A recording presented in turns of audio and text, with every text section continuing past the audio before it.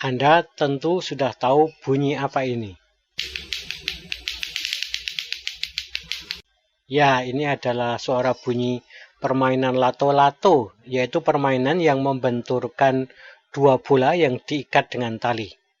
Kalau Anda generasi baby boomer atau masa remaja dilewati pada sekitar tahun 1970 sampai 80-an, tentu tidak asing lagi dengan permainan ini karena sebenarnya dolanan ini sudah pernah ngehit pada zamannya. Dalam beberapa minggu terakhir, dolanan jadul ini diviralkan lagi oleh pengguna medsos video digital. Tak pelak ada kontroversi.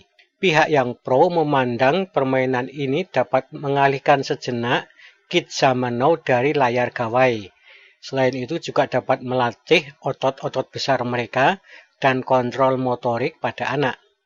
Sedangkan pihak yang kontra merasa keberatan dengan suara gaduh yang ditimbulkan oleh dua benda yang berbenturan ini, dan mereka ngeri pada risiko keamanannya.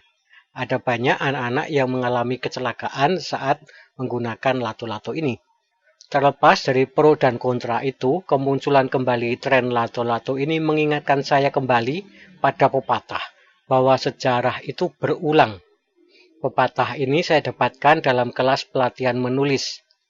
Sang trainer berkata, jangan patah semangat jika tulisanmu ditolak oleh media. Simpan tulisanmu, katanya. Suatu saat sejarah akan berulang.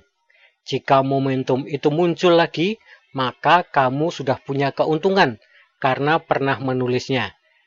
Kamu tinggal memperbaiki, lalu tulisan itu dapat diterbitkan lebih cepat lagi.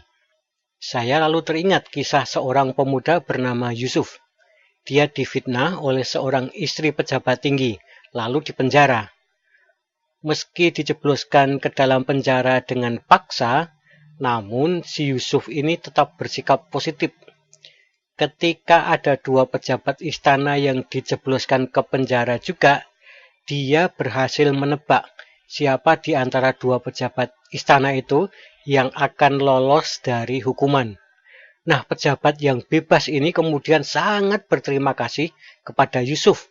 Dia berjanji akan menyampaikan masalah hukum yang menimpa Yusuf ini kepada raja. Dengan harapan maka Yusuf dapat dibebaskan. Tetapi apa hendak dikata? Kalau sudah menjabat, dia lupa pada janji-janjinya.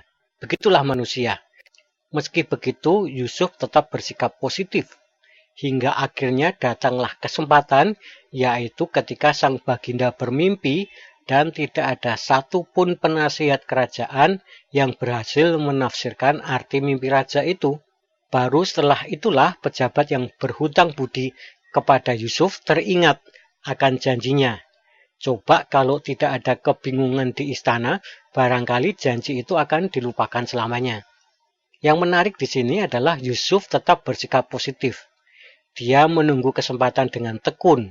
Saat mendapat kesempatan audiensi dengan raja pun, Yusuf tidak egois. Dia tidak mengadukan pejabat istana yang menjebloskan diri ke dalam penjara. Dia juga tidak jengkel kepada pejabat istana yang ingkar janji. Dia tetap fokus pada persoalan utama, yaitu menafsirkan arti mimpi penguasa. Dan dia berhasil melakukannya. Nah, teman-teman belajarlah bersabar seperti lato-lato atau Yusuf ini. Suatu saat akan datang kesempatan untuk bangkit kembali.